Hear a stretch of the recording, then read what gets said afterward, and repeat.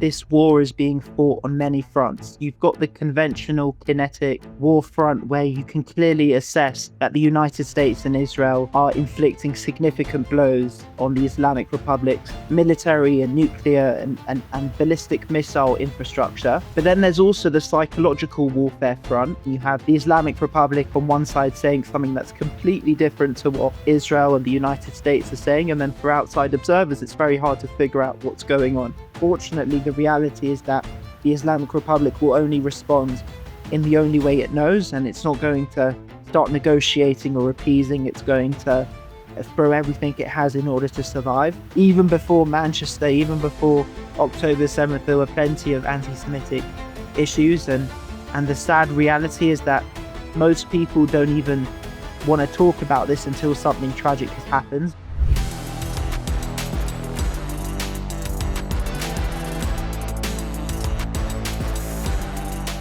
If you've ever shopped online, you've almost definitely bought from a business powered by Shopify. That purple Shop Pay button is everywhere. No typing, no digging for your card, just one tap and it's done. It's almost too easy.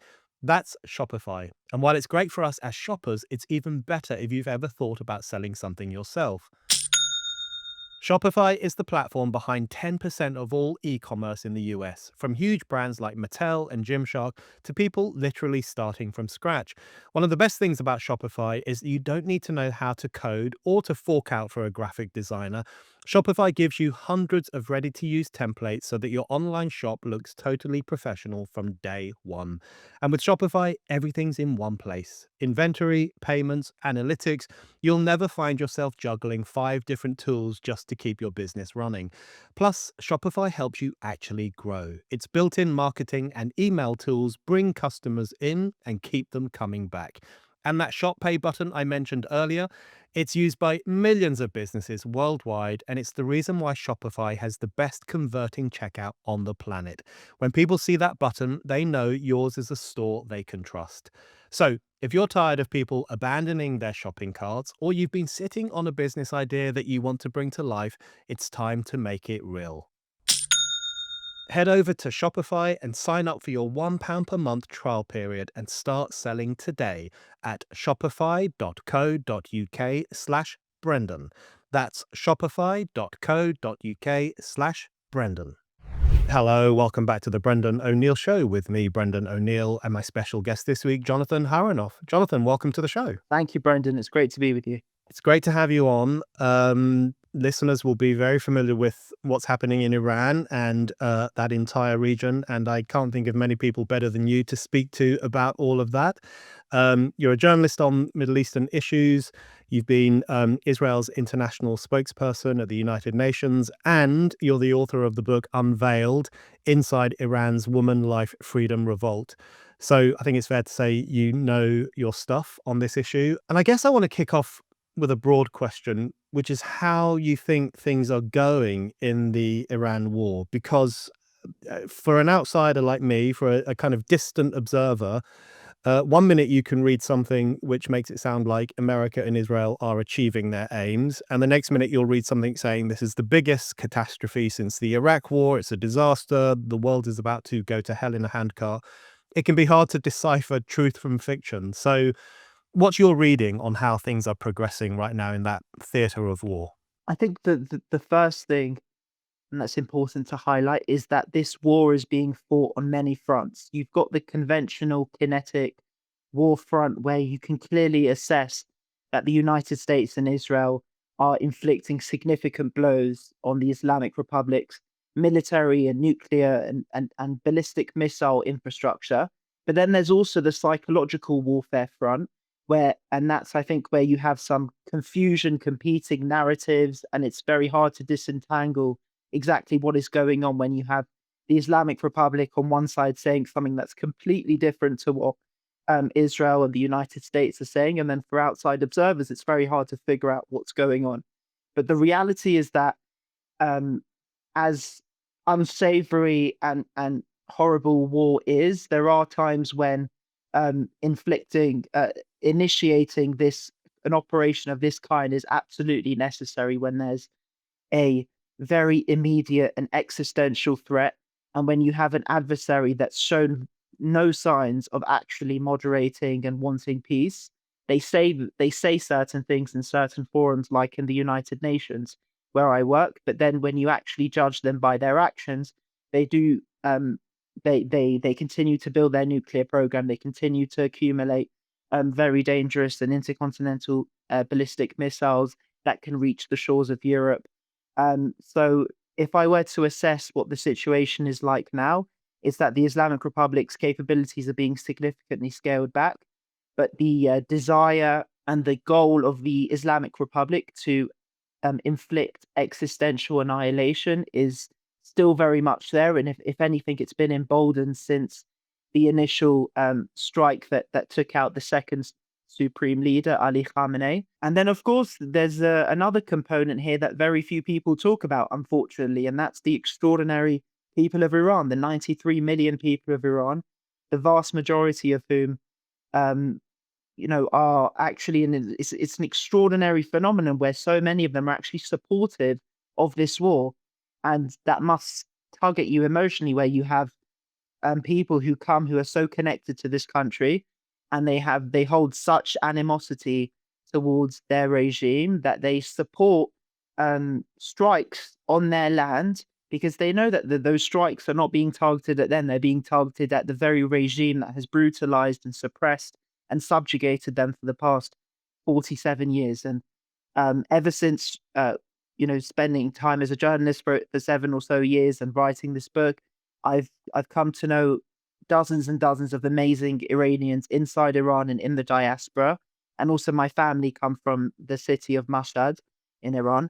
And the kinds of stories that I hear from them are absolutely harrowing. The fact that many of them are even suffering to this day. There's some of them, you know, have suffered, their families have suffered injuries from the war, from in terms of collateral damage, and they still support continued operations because they know that this is the best opportunity they will ever get at unlocking a freedom and a new Iran that they've been so desperately trying to fight for. And you've seen wave after wave of uprising being initiated by the people of Iran, whether it was in 1999 with the student protests, 2009 with the Green Revolution, 2017, 18, 19 with the economic protests, with the Women Life Freedom movement. And this is, many Iranians are seeing this as the most extraordinary opportunity for them to significantly weaken the Islamic Republic and then take it head on once they mobilize and go to the streets. Yeah, it's really interesting to hear you talk about how many Iranians feel about this conflict and about the regime that they live under. And you've just listed there some of the recent revolts that have taken place. And of course, there was the revolt earlier this year as well. Um, it- what do you, as someone who knows Iran well, who writes about this part of the world, who represents Israel too, what do you think of those kind of Western commentators or the activist class in the West in particular, who will refer to this war as unprovoked? They say it's an illegal war. They blame it on Israel, of course. They blame everything on Israel. When you hear that kind of commentary and see those kinds of protests, what's your response to people who say things like that? That is such a disingenuous and narrow-minded view of the world, and it also shows a complete apathy towards the people of Iran, who've suffered the most at the hands of the Islamic Republic. And when you have the activist class, as you describe them, um, showing no concern for them and just immediately blaming Israel and the United States for an unprovoked aggression, which of course is bonkers. That's completely detached from reality, and all you have to do is open a textbook. You can even, if you want to make life very easy, if you can even type it into Chat GPT, and I'm sure Chat GPT will tell you the situation and debunk whatever crazy thoughts you have. But the reality is that this was not an unprovoked aggression. This was in response to decades and decades of um, serious accumulation and statements of unambiguous intent to harm, and also gotten years and years of intelligence gathering.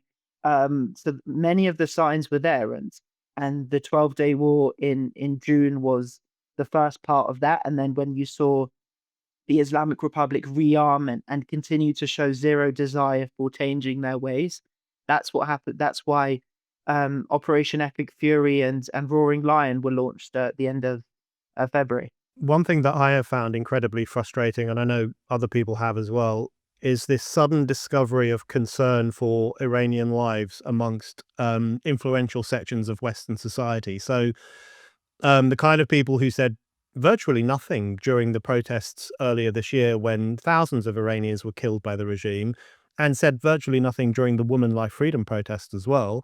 Maybe they made a perfunctory tweet or an Instagram post, but not much more than that. Suddenly those same people, the kind of celebrities, the influencers, leftists, are suddenly wringing their hands because of the tragedy that there have been Iranian civilian casualties in this war. What have you made of that? The kind of the willingness of those supposedly progressive sections of Western society to ignore for so long the fact that Iranians have been rising up against the regime. What do you put that down to? That unwillingness to look at those people and what they actually want?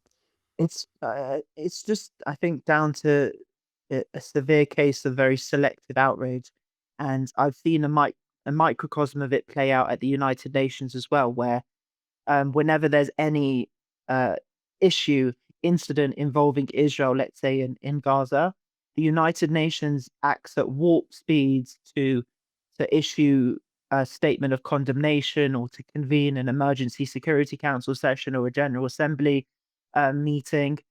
And they do that immediately. And I've never seen an institution of that size and scale move so quickly.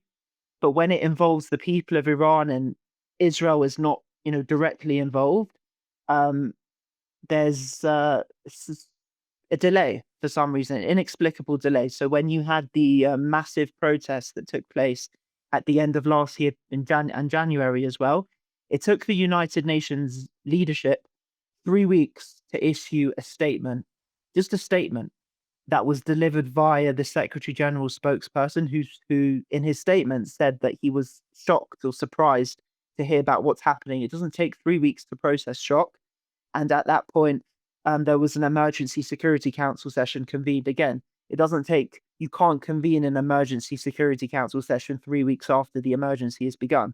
So there is, and I think that does extend also to the other segments of society that you listed as well, where there's um, an obsessive and non-negotiable view of the world, and some people warrant their attention and outrage and condemnation and um, a desire to march in the streets. And then when it comes to other people who are suffering, there's a complete and really disturbing apathy that exists. And I wish that weren't the case. The people of Iran are, all you have to do is listen to their harrowing testimony there and their stories, and they're an absolutely extraordinary group of people. Just yesterday, in Washington D.C., I met with two close friends who were born in Iran, who have each of their own tragic stories. One was held in solitary confinement for 2 years and put on death row and managed to escape. And the other one was an Olympic level wrestler of Kurdish background who was prevented from representing his national team because of his Kurdish background, and his family were harassed, and he ended up leaving the country. And these are people with extraordinary stories, and that deserve our attention, and their families deserve our attention, and we shouldn't be selective in our outrage just because it suits whatever preconceived view of the world we have. Yeah, the speed with which the activist class kind of put away their keffiyehs and their placards when the massacres were taking place in Iran was really extraordinary earlier this year and last year. Um, I wanted to ask you about the fallout from Woman Life Freedom, which happened a few years ago. Listeners will remember, kicked off over questions about mandatory hijab laws. It's still quite difficult to work out what the fallout has been from the protests of late last year and early this year, although we know that there have been many imprisonments, many killings, many executions. But we have a better sense of what happened after Woman Life Freedom. Could you give us a sense of how the regime responded to that? What was the severity of the clampdown? What were the consequences of people taking to the streets and essentially saying, we want freedom for women in this country? For the Islamic Republic, the subjugation of women, their second-class status, is a fundamental pillar of the regime, of its ideology, of its mission statement. So when you have people inside the country who are threatening that, that is to them a very existential threat, which is why when the movement kicked off in September of 2022 after the killing of Mahsa Amini, there were months of, building up momentum, people taking to the streets, but the repression kicked in, and it kicked in disturbing and on a massive scale. And that's because of how threatening they were seen. That's why you saw thousands of people killed, executed. It's why you saw young girls um, suffer from chemical gas attacks. It's why you saw women shot in the eye. We just, on International Women's Day, this International Women's Day, March 8th, we invited a group of Iranian women to speak at the UN to share their stories, and that included a woman who took part. Her name's Rahele Amiri, and she took part in the Woman Life Freedom movement and protests, and she was shot in the eye and left blind forever. And like thousands of other women, that was meant to silence them. But if anything, it just it's remained a sort of a visualization of their continued strength and bravery. But I think that the fallout is that whenever you see massive protests emerge, the Islamic Republic, and when the Islamic Republic has been weakened militarily and it can't attack necessarily at the same scale the United States or Israel, it usually points its ammunition inwards on its defenseless population. And you saw that the Women Life Freedom uprising, and you saw that in January 2026, which was the bloodiest, deadliest month in the Islamic Republic's 47-year history.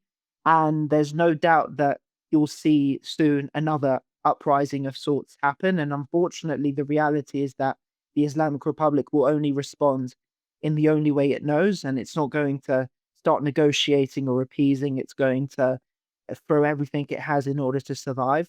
And I think it's on the international community and Western governments and international institutions to support the people of Iran once they mobilize in their fight for freedom. And in relation to, you mentioned earlier on the many fronts of this war, particularly militarily and psychologically as well.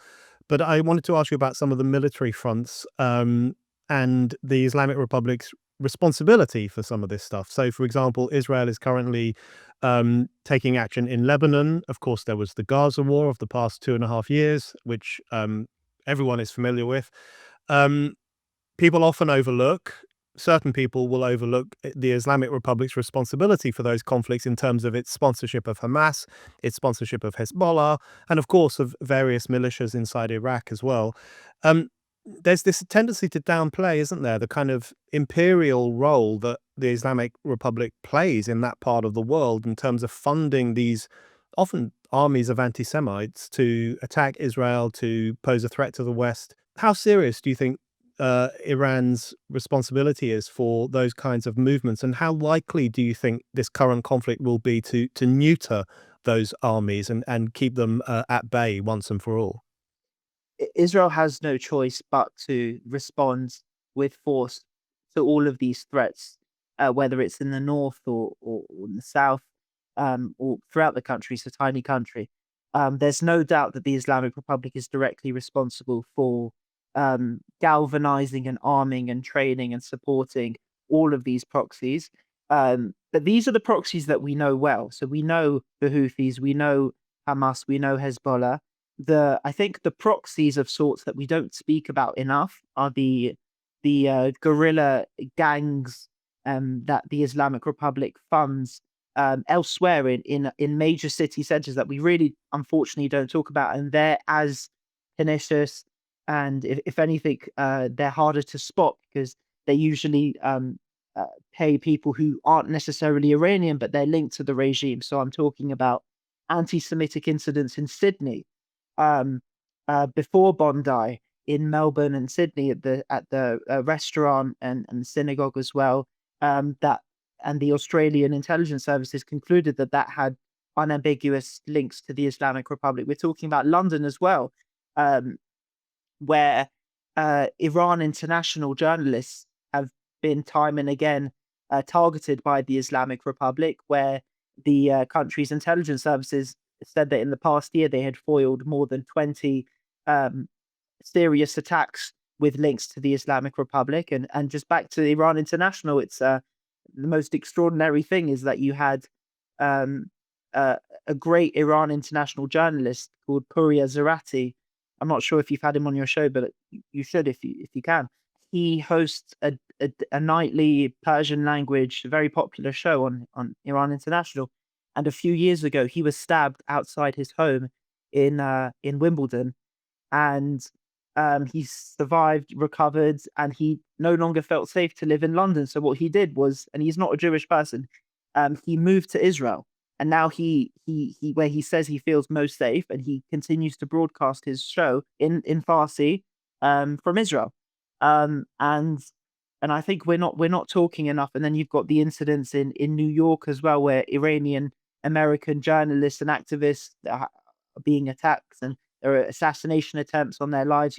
Canada, the list goes on and on. And when we're talking about proxies, that's another dangerous proxy front that we should also be focusing on, because it's much harder uh, to apprehend and to prevent from happening. Really important point. The threat that Iran poses not only in the region but globally too. I think that's too often overlooked.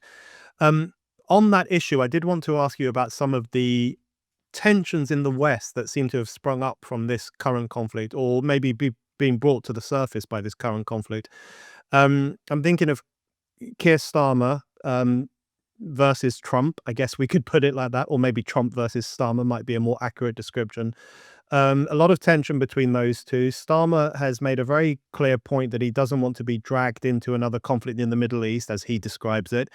He says it has nothing to do with Britain, which is not actually true. I mean, aside from anything else, 18 British citizens were killed on 7th of October, which was an attack carried out by one of the Islamic Republic's proxies. And as you say, there is Islamic Republic influence in the UK, which is threatening people's liberties and people's lives. So I don't think he's accurate to say it's nothing to do with us.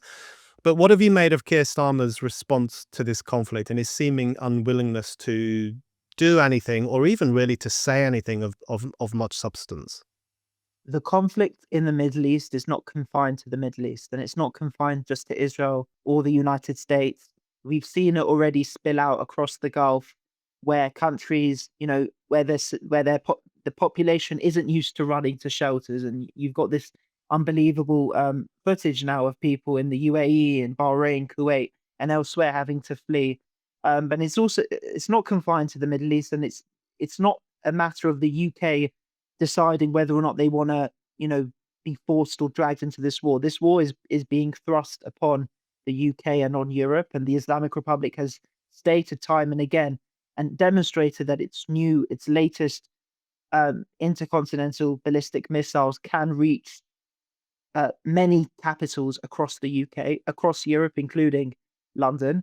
Um, and ultimately, if you just look back in history as well, acquiescing and and sort of showing weakness against a foe like the Islamic Republic doesn't fare well. If you project strength and you demonstrate that you're not going to be messed with, and your assets and your people won't be damaged, that's what projects strength, and that's what compels people to take a step back. But if you start using this weak language, that's not going to bode well for your country.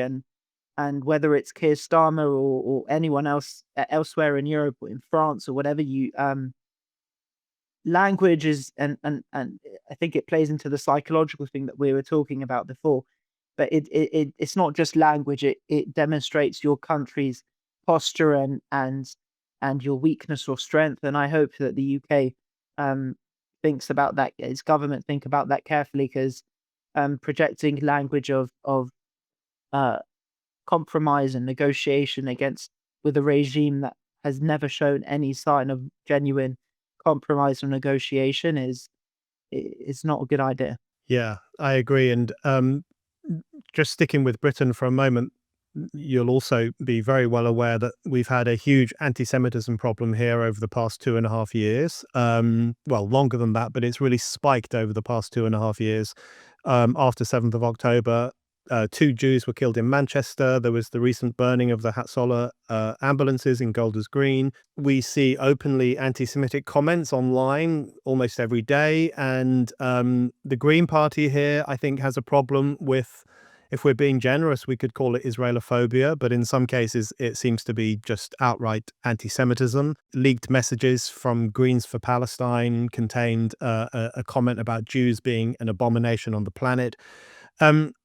When you see that kind of stuff in the UK and the extent to which it was exacerbated by 7th of October, what do you make of that? Does it make you fear for the future of Britain? Do you think our politicians are taking it seriously enough? What have you made of that crisis? I think there are certainly some politicians in the UK who are taking it seriously, who are taking the pogrom, as you described in your excellent book, the one that before the one that just came out.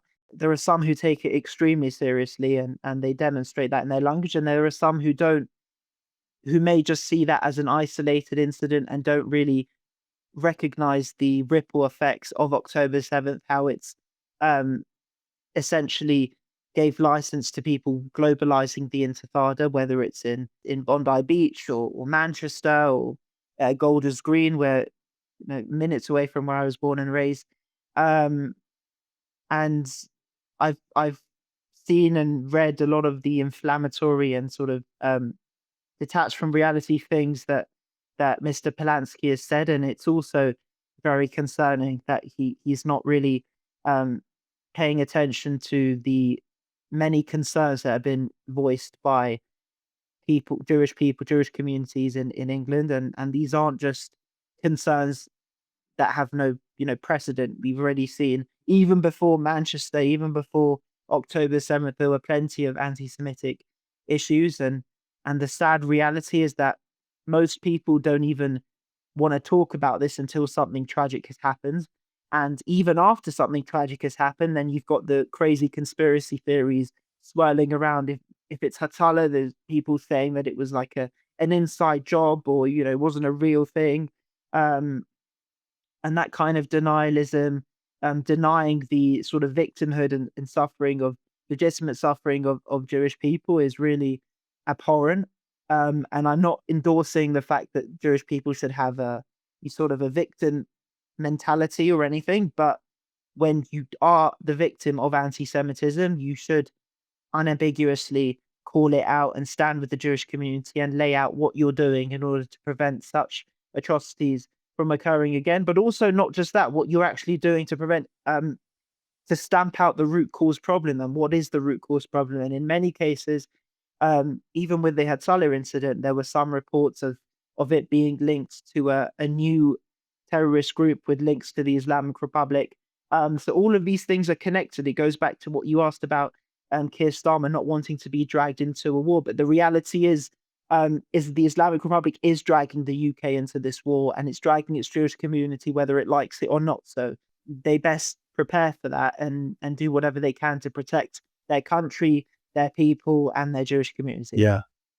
And I believe that, there are some people who no longer, unfortunately, feel safe to live in England, but there are also people who want to stay in England. They have such a connection and pride of being British and Jewish, and the government should do whatever it can to prevent them from being forced to leave a country that they so love. Yeah, I was in Golders Green the day after the ambulance attack, and there was a protest there of Jewish people and their friends, and people were incredibly angry and felt really let down, but they were still waving the Union flag, they were still waving the British flag, they were still taking pride in their country, and I thought that was an extraordinary thing to see, that they still sustained that faith even after the past 2.5 years and longer.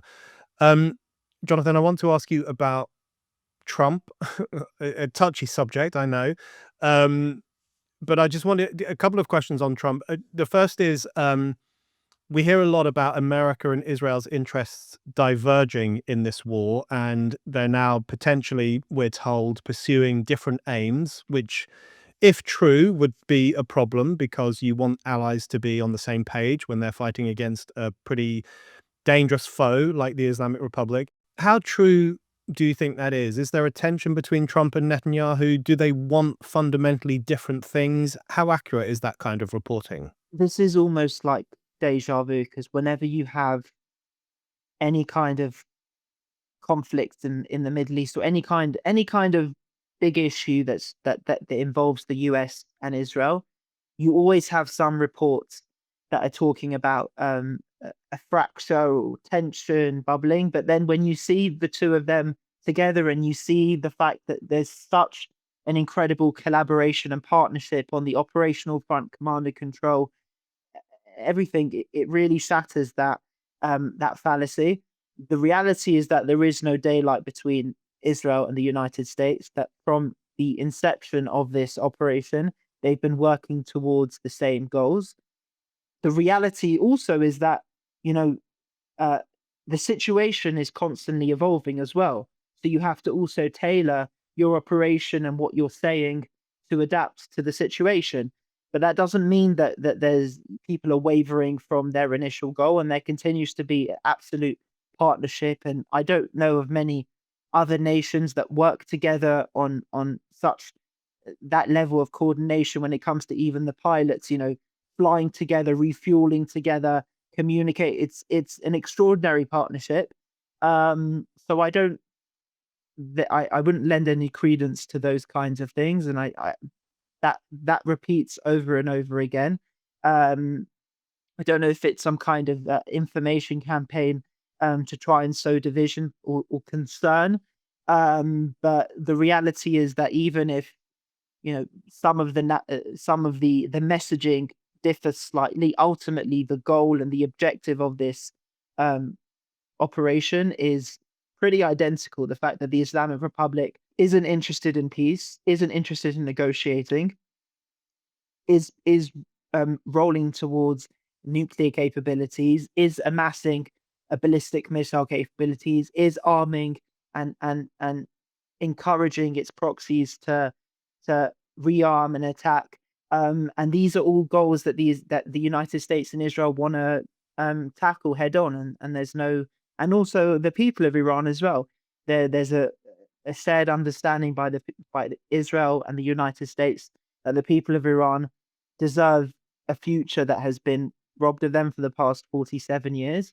And with Israel and Iran, there's a shared history as well that goes long precedes 1979, and where Iran was the second Muslim majority country to recognize the state of Israel in 1950, following Turkey, when they had unofficial diplomatic missions established in both um, capitals.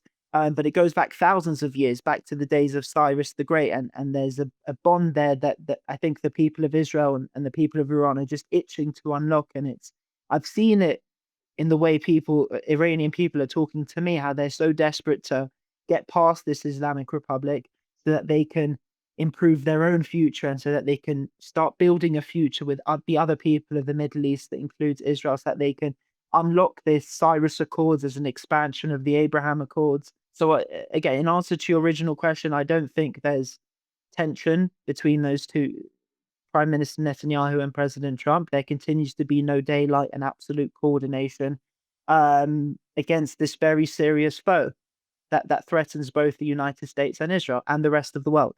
Okay, my final question for you, Jonathan, if you don't mind, is just on the future of the Western alliance. I guess it's a big one, but you can give your potted response to it, because where there is tension, I think it's fair to say, is between the US and Europe in particular, and Trump has been wagging a finger at lots of European capitals. This week he told them, go get your oil from the Straits of Hormuz. Um, he's also saying that America might leave NATO after the Iran war, which is a pretty serious thing to say. What have you made of those kinds of comments from Trump? And I guess, what is your take on the future of the Western alliance after this conflict? I think that the fact that there is a Western alliance, and they have a uh, shared objectives of protecting their own and defending against any threat is important. And as long as they all contribute and do their share and aren't just relying on one or two powerful nations to carry the weight, then I think it's a very valuable alliance. But there are times when, they're not pulling their weight and they're expecting other countries to do everything. And I don't think that's not the essence of a partnership.